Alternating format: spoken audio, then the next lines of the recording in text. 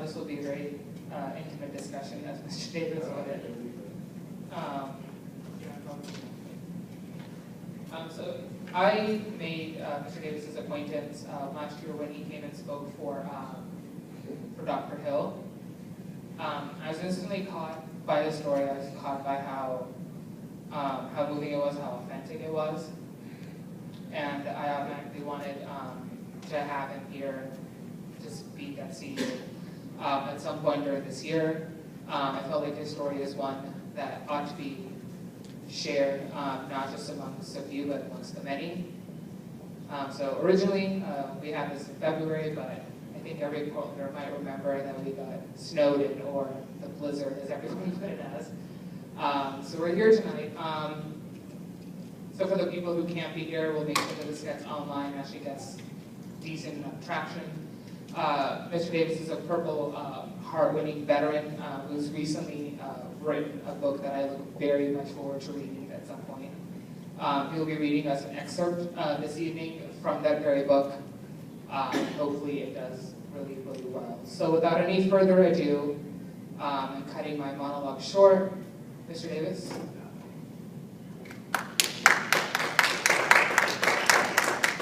Thank you, guys. Thanks, Akash. Thank you so much for having me here. All right. So I'm really excited. This is the first time that I actually get to read from the book. I picked it up today from the printers. I probably don't need this, but I'm gonna practice. So I'm gonna read a part of it that's gonna be a little difficult for me. So you guys can bear with me. But before I get to that point, I think I'm just going to read something that I'm hoping is funny. So I'm working with my editors, and I throw in a lot of these acronyms. The military is full of acronyms, right? And so like, what is this? What is that? And what's the rank structure like? And so after we had edited the whole book, I just put in like a joking list of terminology. I called it terminology, all the things a person needs to know to be a good infantry soldier. And then they wanted to include it in the back because it made sense to them. Hopefully it makes sense to you guys. Okay, so think of the infantry as a giant, mean Russian doll with a bunch of smaller, mean Russian dolls inside, and all of them equipped with shoulder-fired, air-cooled, magazine-fed, semi-automatic weaponry.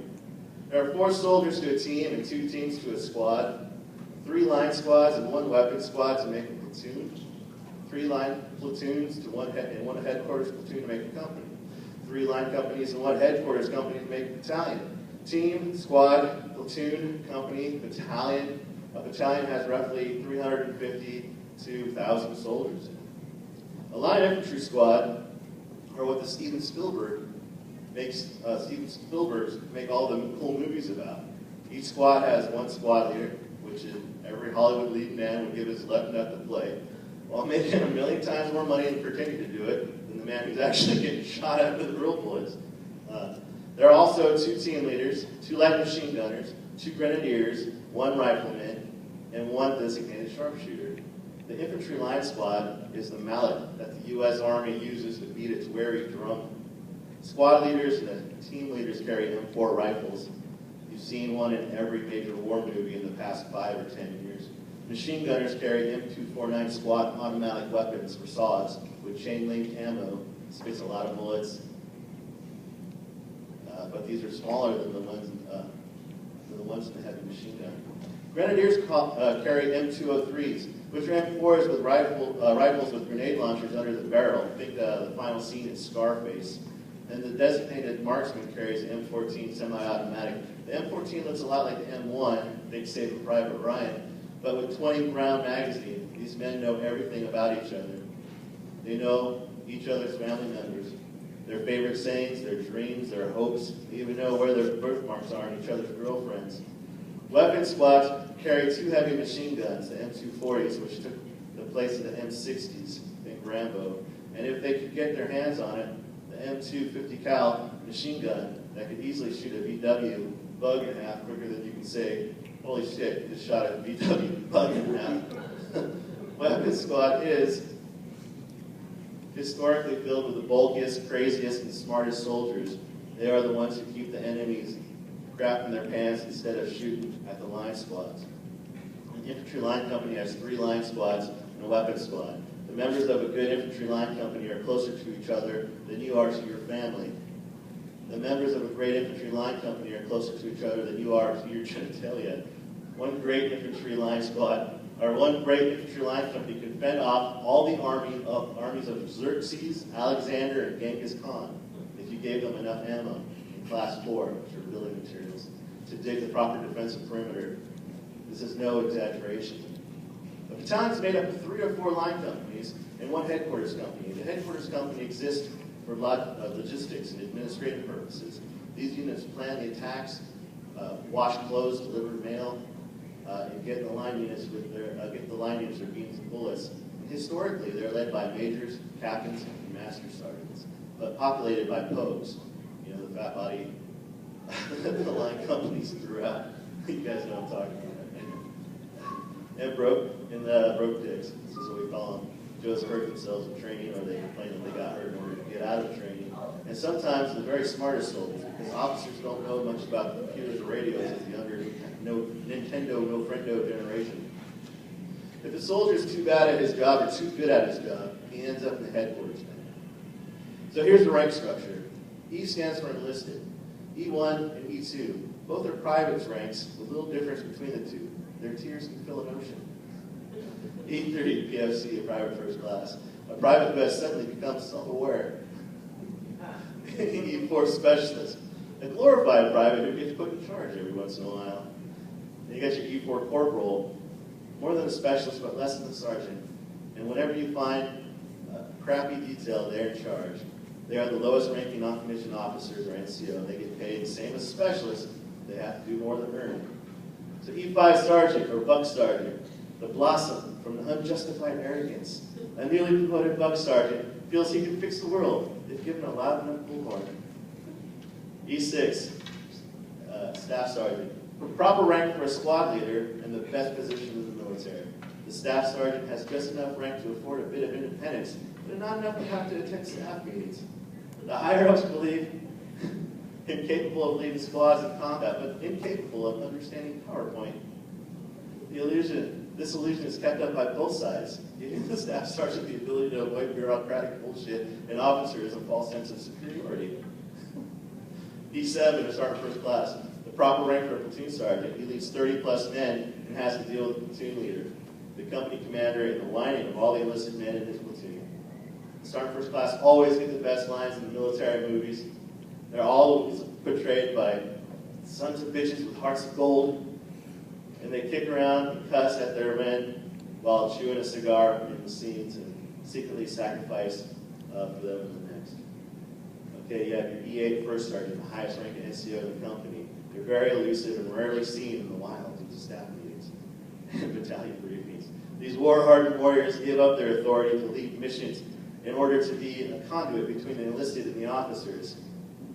Their duties include translating information coming from the officers to a language the enlisted will understand, filtering out the crap, and ensuring their soldiers receive COTS and MREs when possible. The first sergeant's one outlet is torturing privates with horribly tedious details. Then E9 Sergeant Major, the highest ranking NCO in the battalion, and usually a badass who killed 15 guys with his K-bar back in Vietnam. He remembers 2 things about Sergeant Major. Only speak when spoken to, and stay off his grass.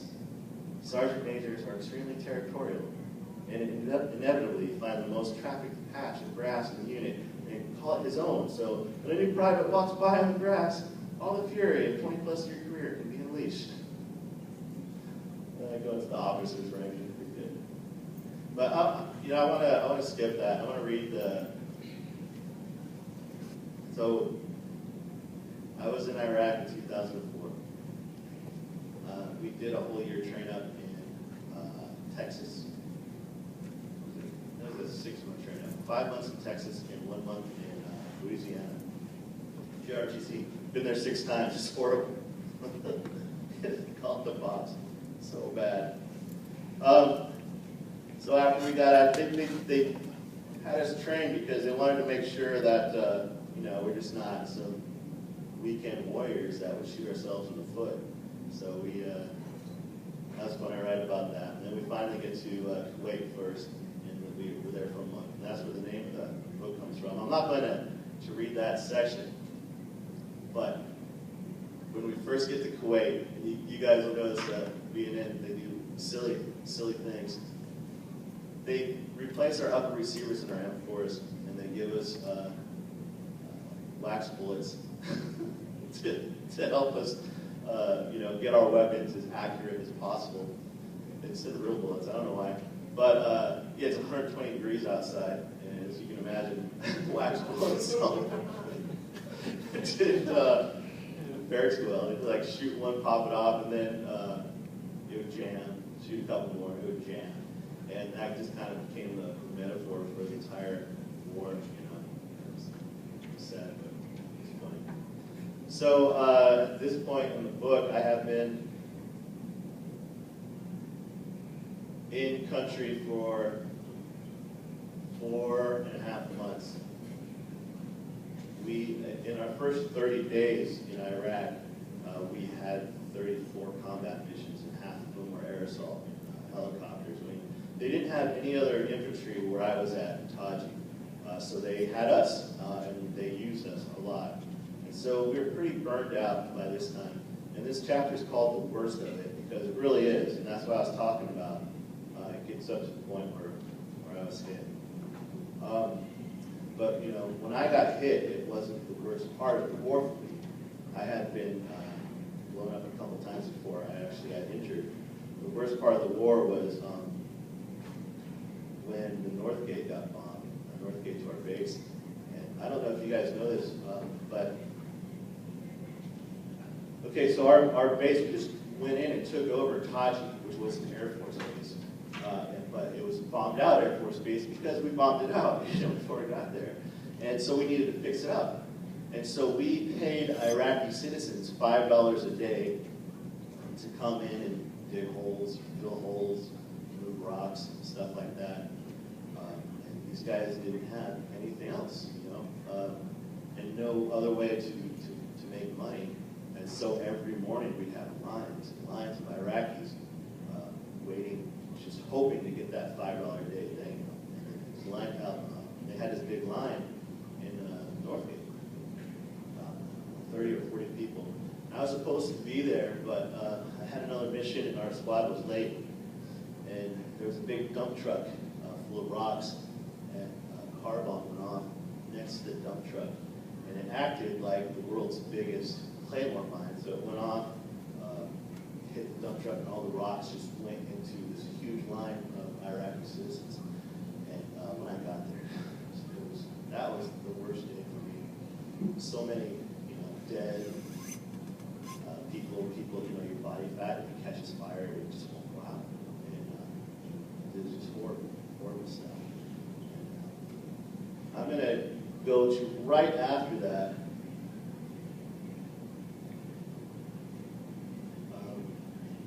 The day we got hit.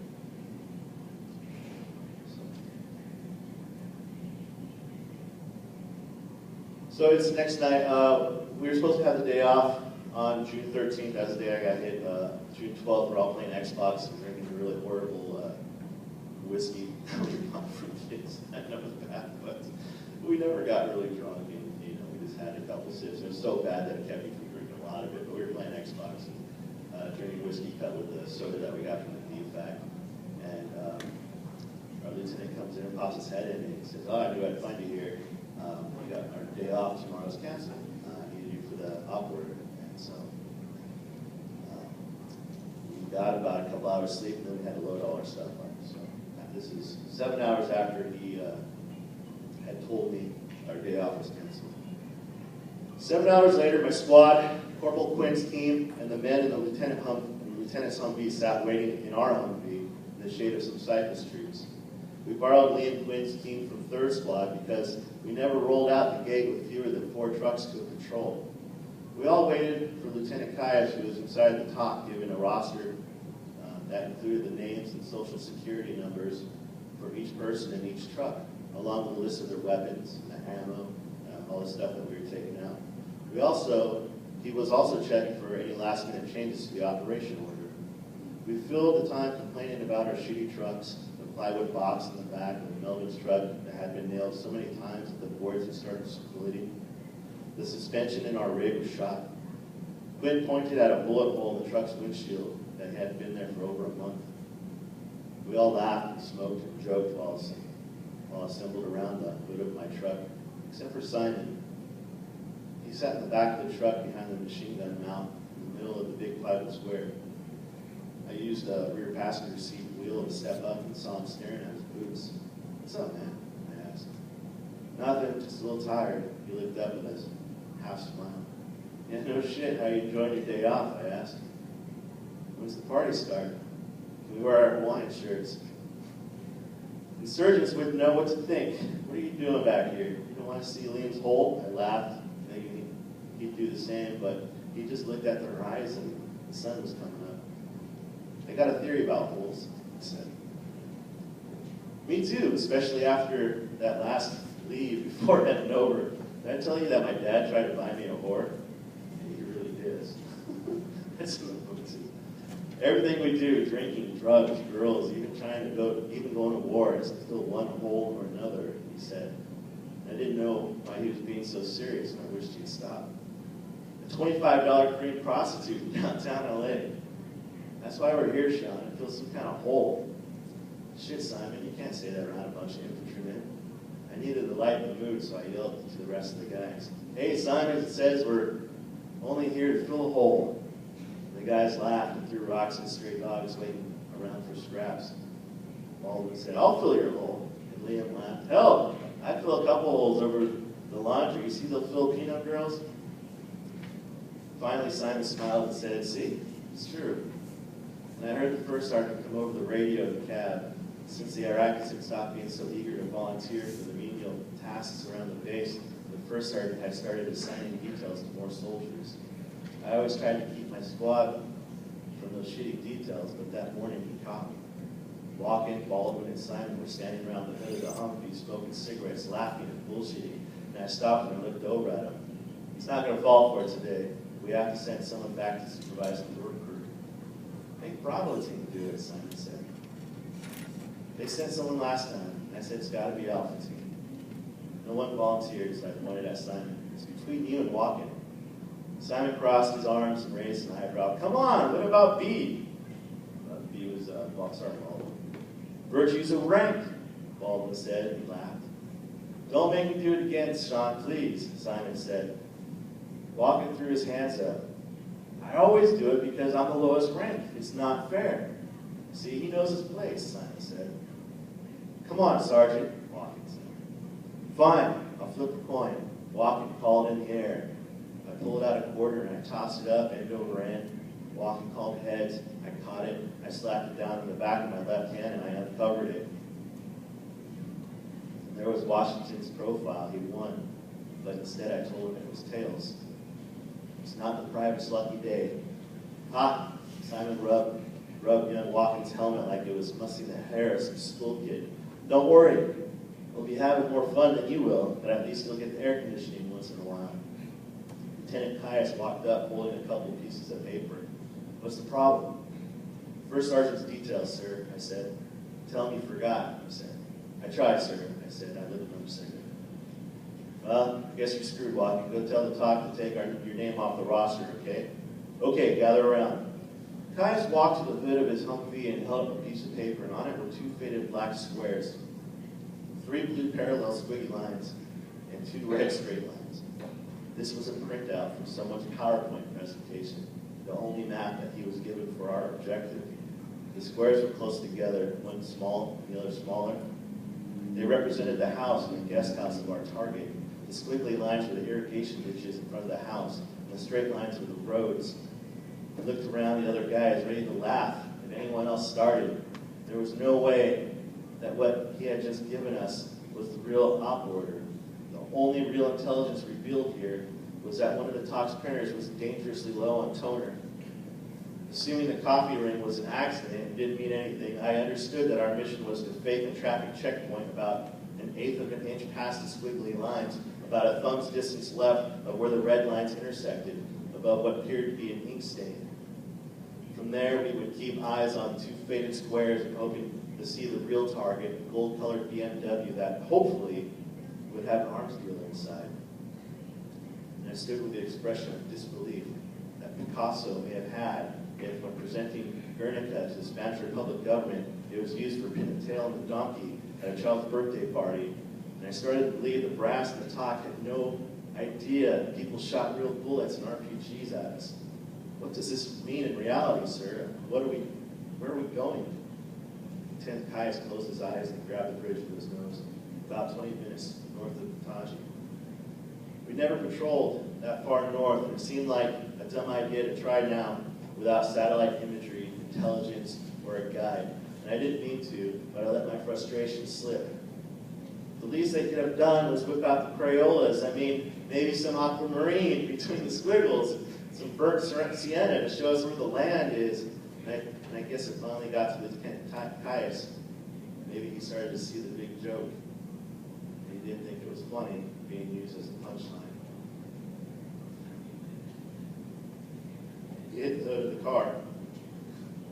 I'm sick of this shit too. I'm sick of all of it. Look. And he turned to point at the top. You see all those up-armored Humvees parked in front of that fucking tent? That's all they can do is sit there or go to the chow hall. And we have to drive around with these cardboard coffins. And they sit in the air conditioning all day. And we're expected to do a job, and that sucks, but that's the way it is. And he threw his papers on the hood of his truck. And Caius walked off and pissed on a cypress tree, leaving us signed low and kicking rocks around. Okay, I said in my most confident voice, load up, SP in 15 minutes. And we loaded up without saying a word. I felt like a jerk for causing Lieutenant Caius' outburst, but somehow I felt better knowing that we were all in this together. It war as hell, but hell we can deal with. It's the stupidity that made it intolerable. On our way up north, we stopped by the marketplace where some chai with old men. The meat seller had just slaughtered a pig and hung it from its hind legs on a little gallows-type rig. Blood ran down the body and out the neck and into a plastic bag to be sold separately. It was so fresh that the blood smelled sweet. The flies hadn't even started to land on its mouth and eyes yet. The faded morning light slanted over the tops of the market buildings. The villagers and merchants haggled in Arabic over the prices of the vegetables and the fruits and the other goods. And we parked in front of the marketplace. Caius jumped up out of his truck, and I got out of mine to follow him in sort of an open-air cafe. I ordered a couple of chai teas from the men behind the counter. The simple, small tables were made of wood, and just like our chairs, no one looked like another. Old men in dirty robes and headdresses sipped their small cups and eyed us suspiciously. About a month earlier, we had started coming to the cafe for tea. Most days, the place would get all quiet when we walked in, but when we were finally got our chai, Caius and I would sip it, smiling like highly armed tourists, and nod at the old men. And every once in a while, a conversation would start, and we'd glean some useful information. But that day, no one said a word to us. We finished our tea, gave the cups back, and continued our mission north. The maps were way off, and we didn't have Greek coordinates. And every right turn along the MSR looked like it might be the spot. Simon called up every time he saw two houses together. That might be like the ones that we had on the bad PowerPoint printouts. But none of them seemed right. And after a few hours, the lieutenant stopped us on the side of the road and called the battalion for some more intel, and that was when Specialist Ford, the chicken rancher from back home, saw the gold-colored BMW from the turret of Caius' truck. And the whole mission was to pretend to be on a traffic checkpoint while we were watching the house from a distance. And this was so we didn't spook the arms dealer and IED maker. But there we were, all four vehicles parked in his front yard, searching around with our binoculars. Unless they were complete idiots, they had to know that we were looking for them. Son of a bitch, Caius said over the squad radio. Okay, everyone move. We'll head south for a half an hour or so, and we'll come back up and set up our checkpoint. And that's what we did. And we headed back into familiar territory. And we did a quick patrol without a problem. And on the way back up north, the Lieutenant's Blue Force tracker picked up a blip. It's like a radar-like device the size of a laptop screen. And that blips and beeps as it picks up a signal from like a low jack device from a vehicles, friendly vehicles. And checking it against a list of stolen or destroyed friendly vehicles, he found that the blip and beep belonged to an MP Humvee stolen in the green zone 2 weeks back. It was coming from an abandoned quarry right off the MSR. He pulled in, and we all followed. The quarry must have been closed down years ago, and I had a hard time imagining anything productive happening in a place that looked like a country fair parking lot. For a quarry, the Iraqis hadn't dug too far into the ground. 3 Iraqi men stood in the middle of this lot in front of 2 small gray buildings. They gave us a stink eye, but there was nothing unusual about that. Each building had something in Arabic spray painted over the plywood that bordered up the windows. A long conveyor belt ran for 100 meters from the side of one rickety building to a half dozen piles of rubble around the dig site. The lieutenant told us over the radio that the blip had disappeared. He said that maybe the DFT had malfunctioned. Caius told us Charlie Mike, continuing mission, and this meant for us continuing mission. He pulled back onto the MSR heading north, but I had this feeling at the bottom of my gut. I never really believed in intuition or hunches, but that morning, at that moment, I knew something was going to happen. I knew something was wrong. Give it another loop around, I told Baldwin, and then I yelled back to Simon. Watch these guys. Mel's truck followed Caius onto the MSR, but Quinn's truck stayed with us. And his voice came over the radio. Davis, this is Quinn. What you got? I'm not sure, I told him. I wanted to stop and question the 3 guys glaring at us, but I really didn't have a good reason. The lieutenant was already so far up the road. He called over the radio for us to catch up, and I told Baldwin to pull back onto the highway. I looked back to the men, and they started to walk fast toward the piles of gravel. Maybe too fast. Caius' voice came over the radio again. And he said the first 2 trucks had passed a broken down Toyota Land Cruiser with its hood up on the right shoulder. It was white with orange fenders, the way that all the taxis in Iraq were painted. He said we needed to give it plenty of room, make sure that we skirted around it. We were already too close. I turned to tell Baldwin to give us some room. I had half a sentence out of my mouth when the car exploded 5 feet away from me. I was knocked unconscious instantly. I opened my eyes and I saw a solid blue sky above me. The vision in my right eye was blurry, so I shut it tight a few times. Then Baldwin's head entered the frame of the bright blue. He had my head cradled on his lap. We were outside the truck now. The inside of my mouth was coated with ash. It tasted like battery acid. There was no ringing in my head like I thought there would be. In fact, I don't remember hearing the explosion at all. I didn't hear anything for several moments until slowly the sound came back. The burning of the wood behind me, Baldwin screaming my name, gunshots all around us. My body came back to me the same way, bit by bit. The blood slicked my skin under the right sleeve, my right leg, my uniform. The heat from the burning Humvee was almost unbearable on the left side of my body. Then stings in the small of my back, like I was lying on hot coals. I sprang to the sitting position, and the pain shot behind the right side of my rib cage, and I could see the muzzle flash of the triggerman coming from behind the piles of gravel. The 3 men in Quarry. The rocks popped up from the road, hitting me in the face and pinging off the fiberglass lid. I had no idea why until I realized it was the bullets that were hitting all around us. And then that's the end of the chapter.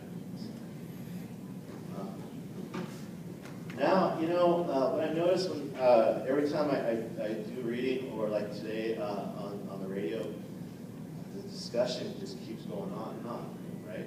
And people want to know. And I know there's a small group of us here, but I would like to give this opportunity to, like, you know, share our experiences or ask any questions and talk about it. You know, so you guys need your questions? I'm thinking my word.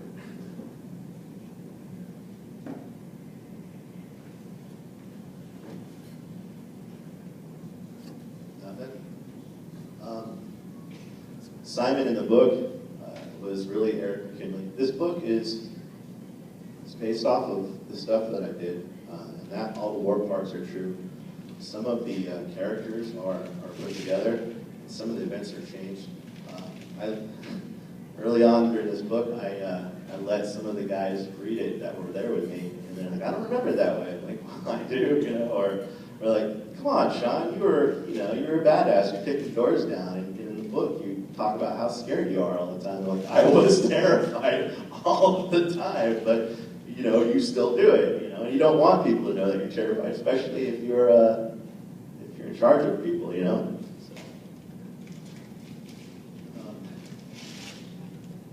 Eric, his mother had no other children, and it was really difficult for me to talk to her when I got back, because in that scene that I read, I flipped a coin and I let Eric win, even though he didn't, because he was a good friend of mine.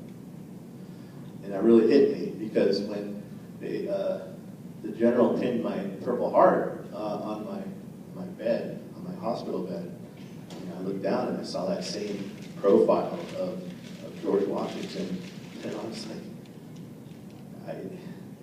did I kill him? You know, it doesn't matter who was back there; they were going to die. It was really, really tough for me for a long time, and I had a lot of difficulty. A lot of veterans do, and we talked about that on the radio table. But what I don't want people to think is that veterans are victims. You know? I know the term PTSD gets thrown around a lot, but I think today it's like a catch-all for a lot of different problems.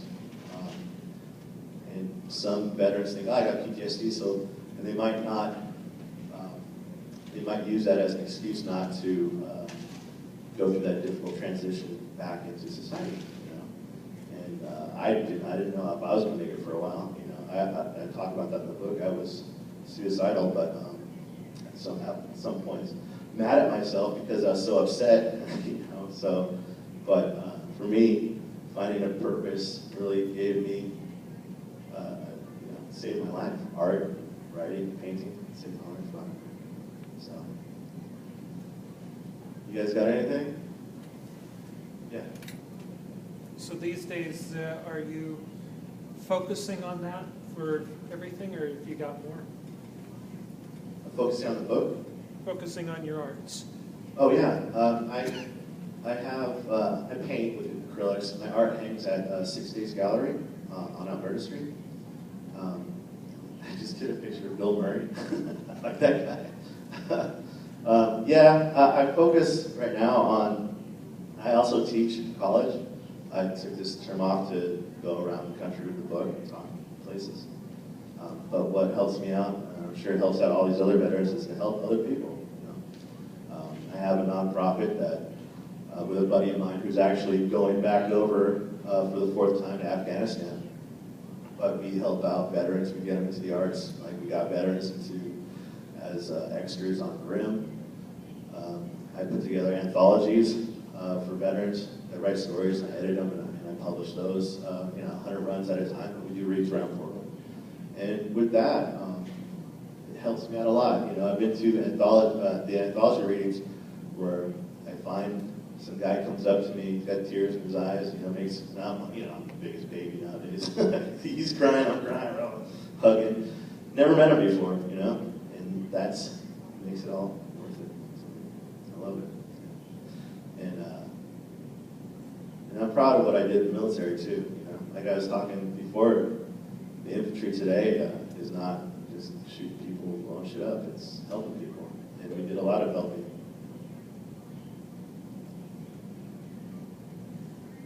Right on.